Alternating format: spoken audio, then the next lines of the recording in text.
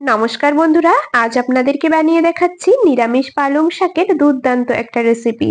পালং শাক যদি একবার এইভাবে রান্না করে খান, বারবার বানাবেন কথা দিলাম। গরম ভাতে খেতে দুর্দান্ত লাগে। একবার এই রকম ভাবে পালং শাক বাড়িতে বানিয়ে খেয়ে দেখবেন, আর খেতে কেমন হয়েছে অবশ্যই কিন্তু আমাকে কমেন্টসে জানিয়ে যাবেন। তাহলে বন্ধুরা চলুন আর বেশি দেরি না করে রেসিপিটা শুরু করা যাক। এখানে সবার প্রথমে আমি এক আটি নিয়েছি পালং শাকগুলোকে পরিষ্কার করে বেছে 2 থেকে 3 বার জল পাল্টে আগে থেকেই ধুয়ে নিয়েছি। এরপর পালং শাকের গোড়ার অংশটা অল্প কিছুটা কেটে বাদ দিয়ে নিয়ে তারপরে দেখুন একটু বড় বড় করে শাকগুলোকে কেটে নিচ্ছি।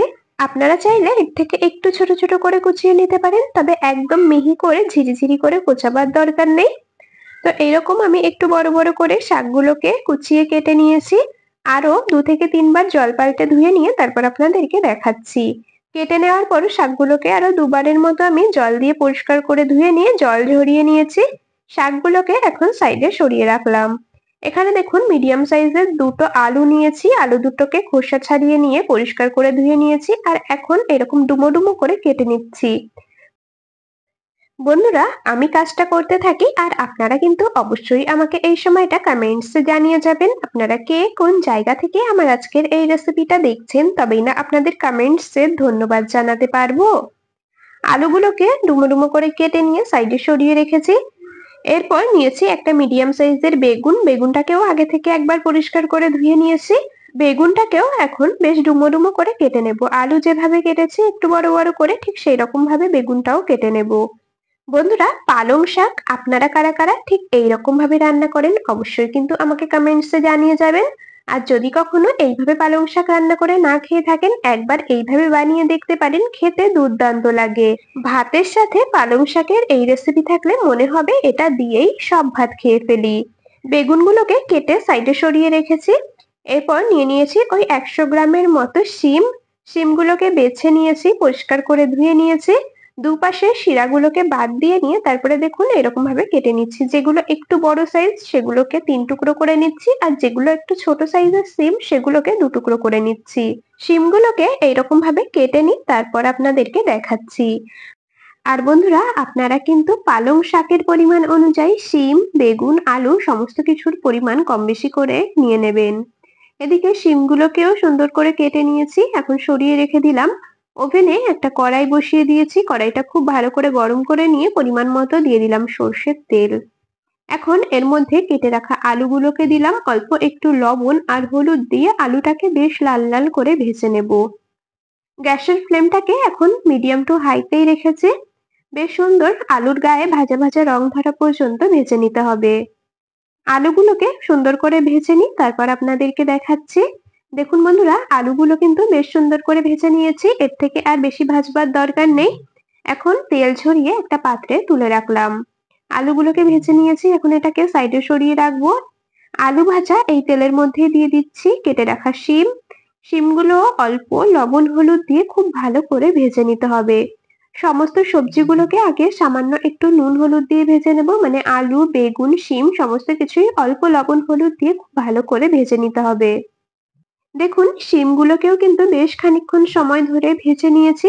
গ্যাসের ফ্লেম মোটামুটি মিডিয়াম টু হাইতে রেখেই ভেজে নিয়েছি, আর এগুলোকেও কিন্তু এখন তুলে নিচ্ছি একটা পাত্রে। এখন এই তেলের মধ্যেই দিয়ে দেব কেটে রাখা বেগুনগুলোকে। একই রকম ভাবে অল্প নুন হলুদ দিয়ে বেগুনগুলোকেও বেশ একটু ভাজা ভাজা রং ধরা পর্যন্ত ভেজে নিতে হবে। বেগুনগুলোকেও পুরোপুরি ভেজে নিই, তারপর আপনাদেরকে দেখাচ্ছি।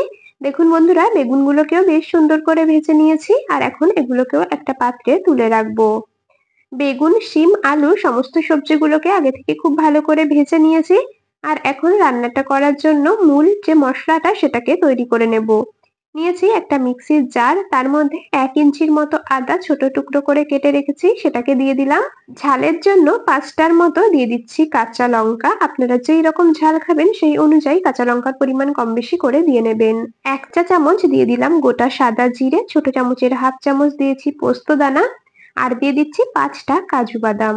বেশ কিছুটা জল দিয়ে একদম মিহি করে মশলাটা বেটে নিয়ে তারপর আপনাদেরকে দেখাচ্ছি। আপনারা চাইলে কিন্তু মশলাটা শিলেও বেটে নিতে পারেন, তবে আমি মিক্সিতে দিয়ে দেখুন একদম মিহি করে বেটে নিয়েছি। বেটে নেওয়া মশলাটাকে এখন একটা বাটির মধ্যে নামিয়ে রাখবো। মশলার জারটাকে ধুয়ে দিয়ে দেবো অল্প পরিমাণে জল। তো এদিকে রান্না করার জন্য আমাদের মশলাটা একদম রেডি হয়ে গেছে। এখন আবারও চলে যাব ওভেনের কাছে। সবজি ভেজে রাখা যে কড়াইটা তার মধ্যে আরো কিছুটা পরিমাণে দিয়ে দিলাম সর্ষের তেল। ১ মুঠের মতো আমি নিয়েছি ডাল বড়ি। এটা আমার বাড়িতে বানিয়ে নেওয়া ডাল বড়ি। আপনারা চাইলে দোকান থেকে কেনা ডাল বড়িও ব্যবহার করতে পারেন। ডাল বড়িগুলোকে বেশ সুন্দর লাল লাল করে ভেজে নিতে হবে। দেখুন বেশ সুন্দর লাল করে মুচমুচে করে ডাল বড়িগুলোকে ভেজে নিয়েছি আর এখন এটাকেও তুলে রাখছি একটা বাটির মধ্যে। ডাল বড়িগুলোকে একটা বাটিতে তুলে নিয়েছি। এই তেলের মধ্যেই ফোড়নে দিয়ে দেব একটা তেজপাতা। তেজপাতাটাকে একটু ছিঁড়ে তারপরে দিয়ে দিচ্ছি আর সুন্দর ফ্লেভারের জন্য অর্ধেকটা দিয়ে দিলাম শুকনো লঙ্কা আর দিয়ে দিচ্ছি 1/2 চামচ গোটা পাঁচফোড়ন। ফোড়ন থেকে সুন্দর ভাজা গন্ধ বেরোনো পর্যন্ত ফোড়নটাকে একটু নেড়েচেড়ে ভেজে নেব কয়েক সেকেন্ডের মতো। ফোড়নটা খুব ভালো করে ভেজে নিয়েছি। এখন এর মধ্যে দিয়ে দিচ্ছি পেস্ট করে রাখা মশলা। বেটে রাখা মশলা কড়াইতে দিয়ে দিলাম। মশলার বাটিটাকে ধুয়ে অল্প একটু জল দিয়েছি। খুব ভালো করে একটু নেড়েচেড়ে নেব। মশলাটা খুব ভালো করে একটু কষিয়ে নিতে হবে। তো কিছুক্ষণ একটু নেড়েচেড়ে নিয়েছি মশলাটা। তবে এখন অনেকটা পরিমাণে কষাবো না, একটু নেড়েচেড়ে কষিয়ে নিয়ে তারপর এর মধ্যে দিয়ে দিচ্ছি ভেজে রাখা আলুগুলোকে। আলুটা যেহেতু সেদ্ধ হতে একটু সময় লাগে সেজন্য আলুটাকে প্রথমে মশলার মধ্যে দিয়েছি আর এখন খুব ভালো করে আলু দিয়ে কষিয়ে নেব। তো বেশ খানিকক্ষণ কষিয়ে নিয়েছি আর এখন এর মধ্যে দিয়ে দিচ্ছি ভেজে রাখা সবজি। মানে ভেজে রাখা যে বেগুন আর শিমগুলো ছিল সমস্তটাই মশলার মধ্যে দিয়ে দিলাম। ভেজে রাখা সবজিগুলোকে মশলার মধ্যে দিয়ে মশলার সাথে খুব ভালো করে একটু নেড়েচেড়ে মিশিয়ে নেব। তবে সবজিগুলোকে যেহেতু আগে থেকেই খুব ভালো করে ভেজে নেওয়া আছে সেজন্য খুব বেশি সময় এখন কষাবো না। খুব ভালো মতো করে নেড়েচেড়ে নিয়ে তার মধ্যে আমি কেটে রাখা শাকগুলোকে দিয়ে দিলাম। স্বাদ মতো দিয়ে দিচ্ছি নুন, দিয়ে দিলাম পরিমাণ মতো হলুদ গুঁড়ো। সবজি ভাজার সময় যেহেতু কিছুটা নুন হলুদের ব্যবহার করা হয়েছে অবশ্যই কিন্তু সেই কথা মাথায় রেখে এখানে লবণ হলুদের ব্যবহার করতে হবে। আর শাক যেহেতু রান্নার পরে অনেকটা পরিমাণেই কমে যায় অবশ্যই কিন্তু সেই বুঝেই লবণ দেবেন। শাকগুলোকে দিয়ে খুব ভালো করে একটু নেড়েচেড়ে নিলাম আর দেখুন শাক পরিমাণে কিন্তু এখনই অনেকটা কমে গেছে। আর গ্যাসের ফ্লেমটাকে এখন মিডিয়ামে রেখে খানিকক্ষণ ঢাকা দিয়ে রাখবো যাতে করে আলুগুলো শাকগুলো পুরোপুরি সেদ্ধ হয়ে যায়। বেশ কিছুক্ষণ মিডিয়াম টু লো ফ্লেমে ঢেকে রেখেছিলাম। দেখুন শাক থেকে জল ছেড়েছে আর শাক কিন্তু অনেকটা পরিমাণেই কমে গেছে। আলুগুলো এখন বেশ খানিকটা সেদ্ধ হয়ে গেছে, আপনাদেরকে একটু দেখিয়ে দিচ্ছি। দেখুন আলুগুলো কিন্তু বেশ সুন্দরভাবে সেদ্ধ হয়েছে। যে ডাল বড়িগুলোকে আগে থেকে ভেজে রেখেছিলাম ডাল বড়িগুলোকে এখন দিয়ে দেব। আমার এই ডাল বড়িগুলো সেদ্ধ হতে খুব বেশি সময় লাগে না, তাই জন্য রান্নার শেষের দিকে ডাল বড়িগুলোকে অ্যাড করলাম। যদি ডাল বড়ি আপনাদের সেদ্ধ হতে অনেকটা সময় লাগে তাহলে কিন্তু সবজি শাকের সাথেই ডাল বড়িটাকে দিয়ে দিতে পারেন। টেস্ট ব্যালেন্সের জন্য দিয়ে দিয়েছি 1/2 চামচের মতো চিনি। যেহেতু নিরামিষ রেসিপি আর শাকের রেসিপি অল্প একটু চিনি দিলে স্বাদটা ভীষণ ভালো হয়, তবে যারা পছন্দ করেন না তারা স্কিপ করে যেতে পারেন। আবারও 3 থেকে 4 মিনিটের মতো আমি ঢাকা দিয়ে রেখেছিলাম মিডিয়াম ফ্লেমে, যাতে করে বড়িগুলো খুব ভালো মতো করে সেদ্ধ হয়ে যায়। দেখুন 3 থেকে 4 মিনিটের মতো মিডিয়াম ফ্লেমে ঢাকা দিয়ে রাখাতেই বড়িগুলো খুব সুন্দরভাবে সেদ্ধ হয়ে গেছে আর শাকটা রান্নাও কিন্তু হয়ে এসেছে। শাক থেকে যেটুকু জল ছেড়েছিল পুরোপুরি টেনে গেছে। সমস্ত সবজি, শাক, বড়ি একদম প্রপার ভাবে সেদ্ধ হয়ে গেছে আর কিন্তু বেশি সময় রান্না করব না। শিম বেগুন দিয়ে পালং শাকের ঘন্ট একদম রেডি হয়ে গেছে গরম গরম ভাতের সাথে পরিবেশন করার জন্য। তো এখন গ্যাস অফ করে দিয়েছি, একটা পাত্রে নামিয়ে নেব। নিরামিষ পালং শাকের ঘন্ট আপনাদের কেমন লাগলো অবশ্যই কিন্তু বন্ধুরা কমেন্টসে জানিয়ে যাবেন।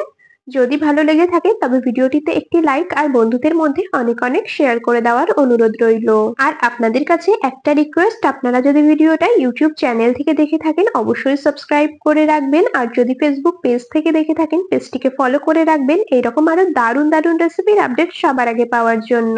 তাহলে আজ এখানেই শেষ করছি, আবার দেখা হবে পরবর্তী কোনো রেসিপির সাথে। ততক্ষণ সকলে ভালো থাকবেন, সুস্থ থাকবেন।